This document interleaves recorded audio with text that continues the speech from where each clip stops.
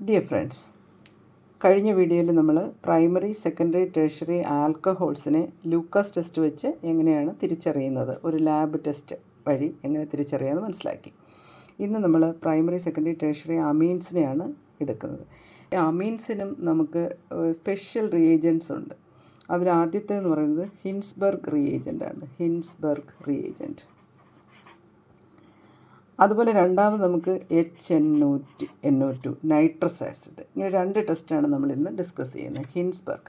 അപ്പോൾ ഇവിടെ നിങ്ങൾക്ക് ഈ ടെസ്റ്റ് ഓർത്ത് വയ്ക്കാൻ, കാരണം ഇതിപ്പം Lucas test, Hinsberg test, nitrous acid test, Victor Meyer's test അതുകൊണ്ട് വിക്ടമേസ് ടെസ്റ്റ് എന്ന് ഒന്ന് രണ്ട് സ്റ്റെപ്സ് ഉള്ളതാണ്. അതുകൊണ്ട് ഞാനത് പിന്നീട് ഡിസ്കസ് ചെയ്യാം.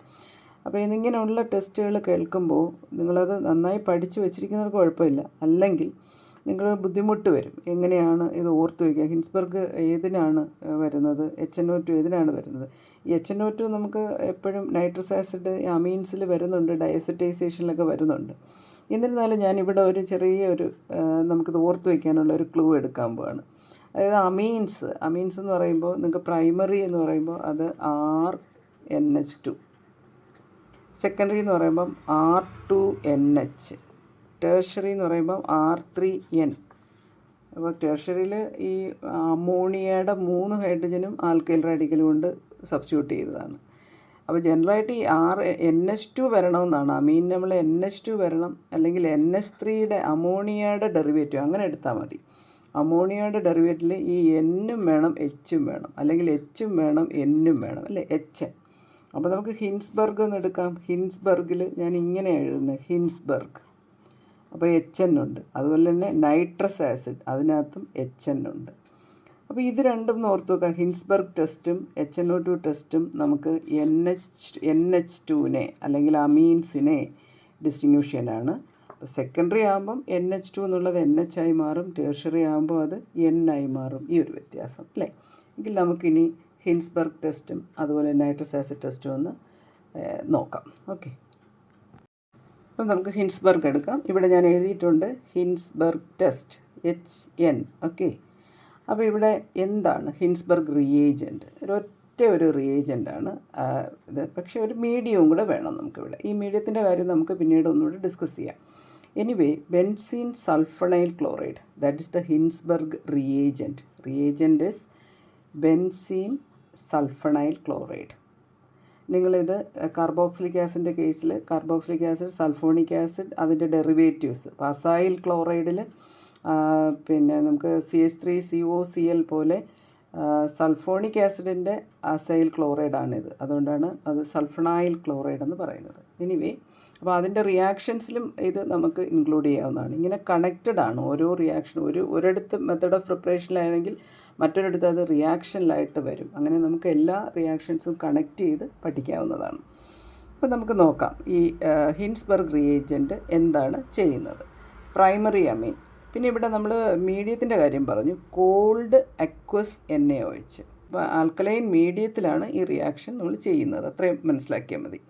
അപ്പം RNH2 ബെൻസീൻ സൾഫണൈൽ ക്ലോറൈഡുമായിട്ട് റിയാക്ട് ചെയ്യുമ്പം നമുക്ക് എന്താണ് നമുക്കുള്ള ഒബ്സർവേഷൻ എന്ന് മനസ്സിലാക്കുന്നതിന് മുമ്പായിട്ട് നമുക്ക് ഇവിടെ എന്ത് റിയാക്ഷൻ നടക്കുമെന്ന് നോക്കാം. അതായത് ഫസ്റ്റ് നോക്കാം, RNH2 സൾഫണൈൽ ക്ലോറൈഡുമായിട്ട് റിയാക്ട് ചെയ്യുമ്പം ഇവിടെ ഈ ക്ലോറിൻ ഇവിടുന്ന് ഒരു ഹൈഡ്രജനെ മാറ്റി HCl ആയിട്ട് അവിടെ -HCl പോകുന്ന compound RNHSO2C6H5.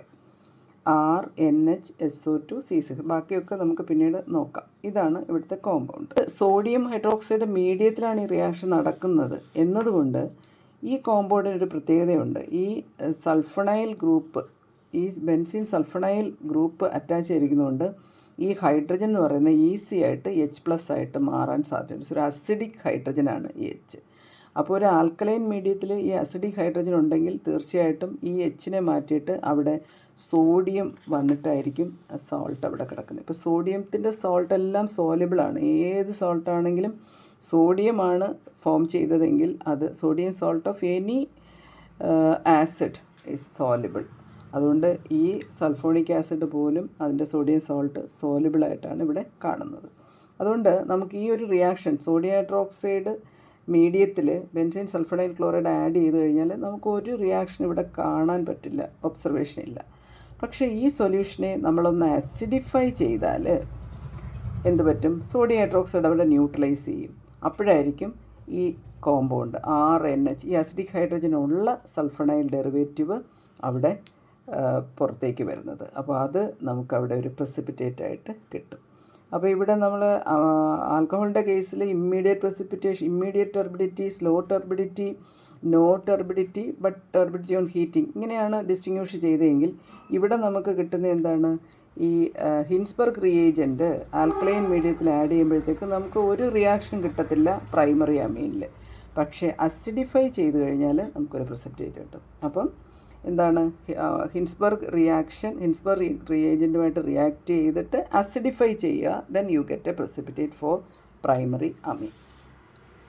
Then for secondary amine എന്താ സംഭവിക്കുന്നത്? ഈ റിയേജൻറ്റുമായിട്ട് ആഡ് ചെയ്യുമ്പോഴേക്ക് അവിടുത്തെ പ്രോഡക്റ്റ് എന്ന് പറയുന്നത്, അവിടെ ഇനി ഫർദർ ഹൈഡ്രജൻ ഇല്ല, ഈ ഒറ്റ ഒരു ഹൈഡ്രജനെ എടുത്താണ് HCl റിമൂവ് ചെയ്തത്, HCl ആയിട്ട് അവിടെ നിന്ന് റിമൂവ് ചെയ്യപ്പെട്ടത്. അപ്പോൾ എന്ത് സംഭവിച്ചു? അവിടെ ഹൈഡ്രജൻ ഇല്ല. അസിഡിക് ഹൈഡ്രജൻ ഇല്ലാത്തതുകൊണ്ട് ആൽക്കലൈൻ മീഡിയം NaOH മീഡിയത്തിലാണെങ്കിൽ പോലും ഇവിടെ സോൾട്ട് ഫോർമേഷൻ ഇല്ല, സോഡിയം സോൾട്ട് ഫോം ചെയ്യുന്നില്ല എന്നുള്ളത് കൊണ്ട് ഇത് വളരെ വേഗത്തിൽ ഇമ്മീഡിയറ്റായിട്ട് നമുക്ക് പ്രസിപ്പിറ്റേറ്റ് തരും. അപ്പം സെക്കൻഡറി അമീന് നമ്മുടെ ഹിൻസ്ബർഗ് റിയേജൻറ്റുമായിട്ട് പെട്ടെന്ന് പ്രസിപ്പിറ്റേഷൻ തരും, ഇമ്മീഡിയറ്റ് പ്രസിപ്പിറ്റേഷൻ. ഇനി ഇവിടെ ഇങ്ങനെ ഒന്നും സംഭവിക്കാൻ, അതായത് ഇതുമായിട്ട് റിയാക്ട് ചെയ്യാനായിട്ടുള്ള ഹൈഡ്രജൻ പോലും ഇല്ല, അതുകൊണ്ട് അവിടെ ഒരു റിയാക്ഷനും നടക്കുകയുമില്ല.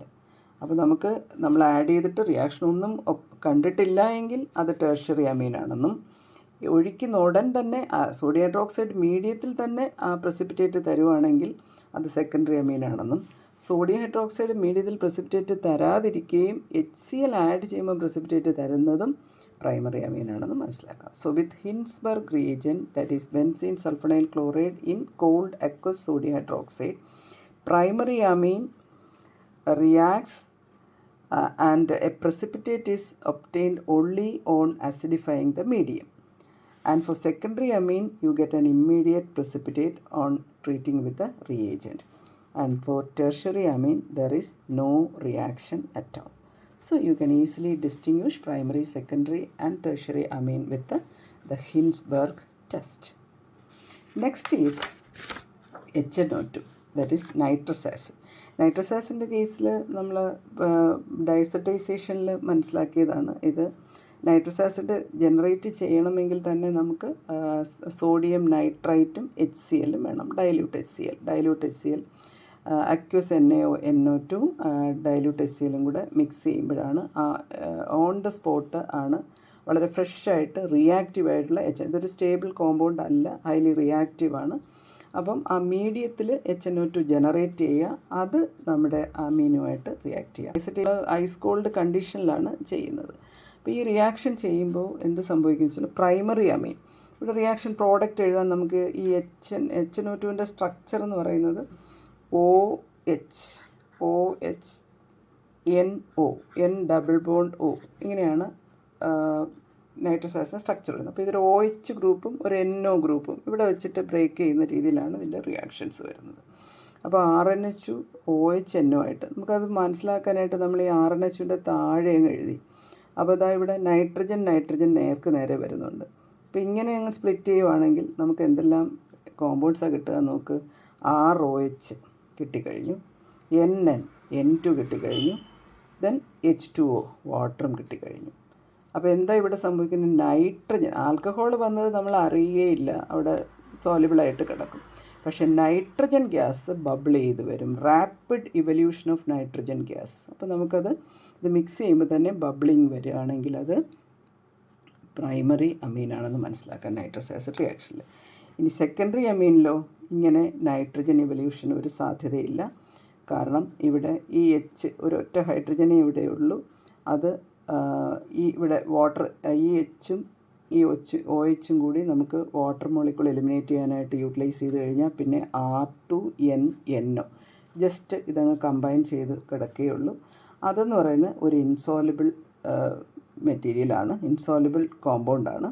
And that will appear as an insoluble yellow oil. അതൊരു ഇമ്മിസിബിൾ ആയതുകൊണ്ട് അതൊരു ഓയിലി അപ്പിയറൻസ് അവിടെ കിട്ടും, ഒരു യെല്ലോ ഓയിലായിട്ട് അവിടെ കാണാൻ പറ്റും മീഡിയത്തിൽ.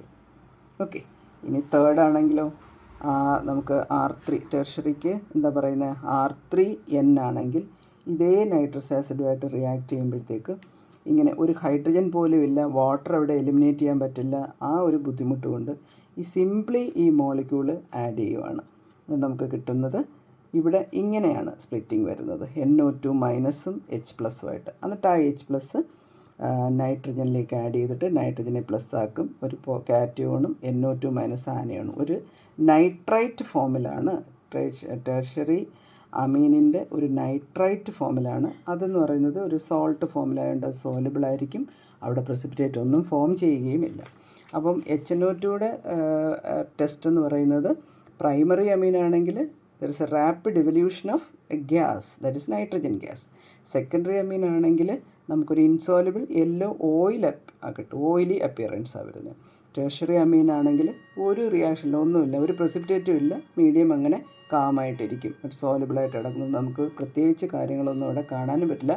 അപ്പോൾ നമുക്ക് അമീനാണ് തന്നിരിക്കുന്നതെങ്കിൽ അമീനാണ് നമ്മൾ അറിഞ്ഞു കഴിഞ്ഞു, പിന്നെ അത് പ്രൈമറി ആണോ സെക്കൻഡറി ആണോ ടെർഷറി ആണോ എന്ന് നമുക്ക് ഈ ടെസ്റ്റ് വെച്ച് കണ്ടുപിടിക്കാവുന്നതാണ്.